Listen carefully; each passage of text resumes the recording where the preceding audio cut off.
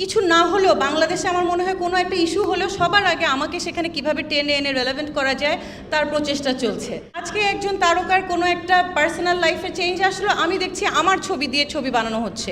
আমার শুভাকাঙ্ক্ষীরাই আমাকে আবার শেয়ার করছে যে আপনি দেখেছেন, এটা দেখেছেন। আমি তো দেখেছি, কিন্তু আপনার তো চিন্তা করতে হবে যে এটা আমাকে বারবার দেখালে আমার মেন্টাল হেলথে কী ধরনের কষ্ট হচ্ছে। আমি তো দেখতে চাইছি না, এবং আপনিও বুঝছেন যে এটা মিথ্যা, তাহলে আমাকে দেখানোর কী দরকার? আমি আমার সীমিত জ্ঞান থেকে বা আমি যতটুকু বুঝি, আমি তো সায়েন্স বেসড বুঝি না, আমার হচ্ছে যে সার্ভাইভাল বেসড। হ্যাঁ, এবং বিগত 1.5 বছর ধরে আমি যেভাবে জীবন চালিয়ে আসছি, যেভাবে আমার ব্রেইন বলেন বা স্ট্রেংথ বলেন, দুটাকেই আমি আসলে সার্ভাইভাল বেসড করে নিয়েছি। আমি যেটা মনে করি যে আমাদের সাইকোলজিক্যাল হেলথটাকে আমরা খুব একটা গুরুত্ব দেই না।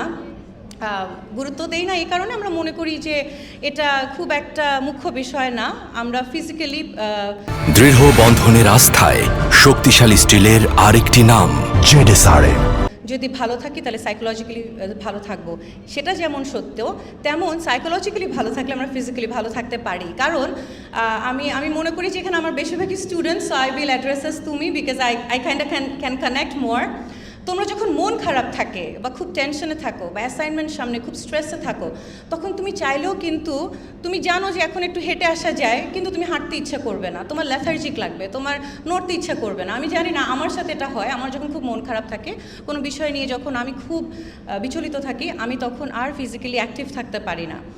কিছুটা কাজ আমি করি যেটা না করলেও নয়, কিন্তু মনের স্বতঃস্ফূর্ততা থেকে যতটা অ্যাক্টিভ থাকার কথা সেটা আমি থাকতে পারি না। তারপরে আমার ব্রেইন ওয়ার্ক, আমি জানি যখন আমার মন খারাপ থাকে, আমি একটু পরে বলবো কখন কখন আমার রিসেন্টলি খুব মন খারাপ হয়। যখন মন খারাপ থাকে তখন আমি বুঝি আমার প্রোডাক্টিভিটিও কমে যাচ্ছে। আমি মনে করো 1 সপ্তাহে আমি জানি যে আমি কী কী কাজ করতে পারি। আমি আমার রিসার্চ পেপারে কাজ করতে পারি, আমি আমার ডিপার্টমেন্টাল কাজ করতে পারি, আমি আমার এক্সট্রা কারিকুলার অ্যাক্টিভিটিস যেগুলোর সাথে আমি জড়িত সেগুলো কাজ করতে পারি।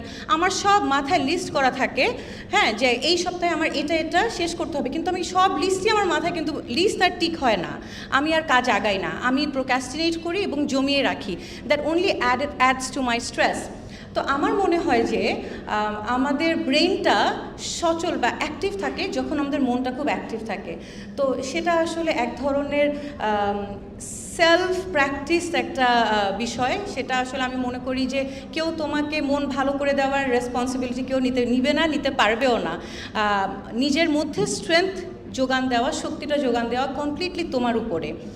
তুমি সাহায্য চাইতে গেলেও তুমি আল্লাহর কাছে সাহায্য চাইবা বা সৃষ্টিকর্তার কাছে সাহায্য চাইবা, কিন্তু এই বাদে তুমি যখনই মনে করবা যে আশেপাশে ও কেন আমাকে সাহায্য করলো না, এ কেন আমার সাথে এরকম করছে, তখন তুমি ডিপেন্ডেন্ট হয়ে যাবা অন্য একজন মানুষের প্রতি। এবং মানুষ কিন্তু আসলে দিন শেষে তোমারটার আগে নিজেরটা দেখবে, তার স্বার্থ দেখবে। তুমি যখন মনে করবে যে সে আমারটা দেখলো না কেন, তখন তুমি যখনই তোমার ডিপেন্ডেন্সি গ্রো করবে, তুমি দেখবা যে তোমার মেন্টাল স্ট্রেংথটা কমে যাচ্ছে। মেন্টাল স্ট্রেংথ কমে গেলে তোমার ব্রেইন অ্যাক্টিভিটি কমে যাবে, কারণ তোমার কিছুই করতে ভালো লাগবে না, because you are dependent on somebody else feeding into that confidence in you. That dependency creates a lack of confidence, a lack of conviction, and something that you want to do with the help of others. যে ও এরকম করলে হয়তো আজকে আমার মন ভালো থাকলে আমি কাজটা শেষ করতে পারতাম। No, don't do that. আচ্ছা, রিসেন্টলি আমি যেটা বলেছিলাম যে আমি দেখলাম যে আমি আমার মেন্টাল স্ট্রেংথটাকে অনেক বেশি গুরুত্ব দিই। হ্যাঁ, তোমরা জানো যে অলরেডি আমি কিছু না হলেও বাংলাদেশে আমার মনে হয় কোনো একটা ইস্যু হলেও সবার আগে আমাকে সেখানে কিভাবে টেনে এনে রেলেভেন্ট করা যায় তার প্রচেষ্টা চলছে। It's not even relevant with me. আজকে একজন তারকার কোনো একটা পার্সোনাল লাইফে চেঞ্জ আসলো, আমি দেখছি আমার ছবি দিয়ে ছবি বানানো হচ্ছে। হাউ ইজ ইট রেলেভেন্ট, তাই না? এই যে আমাকে নিয়ে এই যে ছবি বানানো, এবং আমার শুভাকাঙ্ক্ষীরাই আমাকে আবার শেয়ার করছে যে আপনি দেখেছেন, এটা দেখেছেন। আমি তো দেখেছি, কিন্তু আপনার তো চিন্তা করতে হবে যে এটা আমাকে বারবার দেখালে আমার মেন্টাল হেলথে কী ধরনের কষ্ট হচ্ছে। আমি তো দেখতে চাইছি না, এবং আপনিও বুঝছেন যে এটা মিথ্যা, তাহলে আমাকে দেখানোর কী দরকার? তো এই একটা জিনিস আমি মনে করি যে আমরা সবাই একটু অনুশীলন করি, যে আমরা সবসময় নিজের মেন্টাল হেলথের কথা চিন্তা করি। আমরা চিন্তা করবো আমাদের অ্যাকশনস অন্যের মেন্টাল হেলথ কীভাবে ইম্প্যাক্ট করে। Is it necessary? Does it add to anything? Does it have value? আমি একটা কথা বলবো, সেটা কি দরকার? আমি একটা কাজ করব, সেটা করা কতটুকু প্রয়োজনীয়তা আছে? এটা মানুষটাকে কিভাবে ইম্প্যাক্ট করবে? আমরা হয়তো অনেক সময় অনেক রেগে গেলে যে কাউকে ঘুষি লাগাই দিই না, দেই, অনেক রাগ হয়েছে, বাট উই কন্ট্রোল। কিন্তু কটু কথা আমরা সাথে সাথে বলে ফেলি। আমরা তখন নিজেদেরকে হোল্ড ব্যাক করি না, বিকজ উই ডোন্ট কেয়ার যে আমি যদি একটা খারাপ কথা বলি, একটা পিঞ্চ করে কথা বলি, বা ওকে একটু মানে হেয় প্রতিপন্ন করি উইথ মাই ওয়ার্ডস, এটা হয়তো আমি কেয়ার করছি না, কিন্তু ওইটা মানুষটাকে অনেক নেগেটিভলি ইম্প্যাক্ট করতে পারে। সো আমার আরেকটা পয়েন্ট হবে হচ্ছে নিজের মেন্টাল হেলথের পাশাপাশি আমরা আশেপাশের মানুষেরও মেন্টাল হেলথকে গুরুত্ব দিই, আমাদের কাজে, আমাদের কথায়। নেক্সট হচ্ছে যে অন্যেরটা গুরুত্ব দিব, কিন্তু নিজেরটার জন্য অন্যের দিকে তাকিয়ে থাকবো না।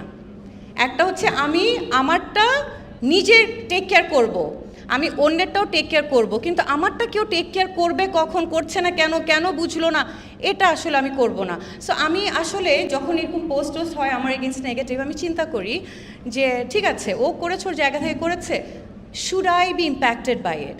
The moment I take it very seriously, আমি কিন্তু ডান ফর। আমি দরজা বন্ধ করে রাখবো, আমি 2 দিন বের হব না, 3 দিন ক্লাস ক্যান্সেল করব, এতে করে কার ক্ষতি হবে? আমার উপরে যারা ডিপেন্ডেন্ট, আমার আশেপাশে যারা আছে, যাদের সাথে আমার ডে টু ডে ইন্টারাকশন, তারা ইফেক্টেড হবে। আমার বেবি এখানে বসে আছে, সে এফেক্টেড হবে, সে তো বুঝবে না মার কেন মন খারাপ, মার সাথে সোশ্যাল মিডিয়াতে কী চলছে, তাই না? তো এগুলো আসলে আমার মনে হয় এগুলো সব স্ট্রেংথের বিষয়। তোমার ব্রেইন দিন শেষে your physical activity is guided by your brain activity, right? And your brain activity is only sparked when you have that strength from within. So try to nurture that. দুইটা পয়েন্টে আমি যদি মনে করো যে কি ম্যাডাম কি বলতে চাইলো, দুইটা পয়েন্ট, একটা হচ্ছে নিজের মেন্টাল হেলথ ওর সাইকোলজিক্যাল হেলথের দায়িত্বভার অন্য কাউকে দেওয়া যাবে না, সেটা তোমার নিজের উপরে, নিজেকে সেই শক্তিটা যোগান দিতে হবে, আর সৃষ্টিকর্তার উপরে ডিপেন্ড করতে হবে যে আপনি আমাকে পথ দেখান, আপনি আমাকে বিপদ মুক্তি দেন। হ্যাঁ, আর আরেকটা হচ্ছে যে নিজেরটা করব, অন্যের থেকে আমি যদি এক্সপেক্ট না করি, কিন্তু অন্য তো আমার উপর এক্সপেক্ট করতেই পারে, তাই না? তাহলে অন্যের মেন্টাল হেলথের বিষয়টা একটু মাথায় রাখবো, এটা বলে আমি শেষ করতে চাই।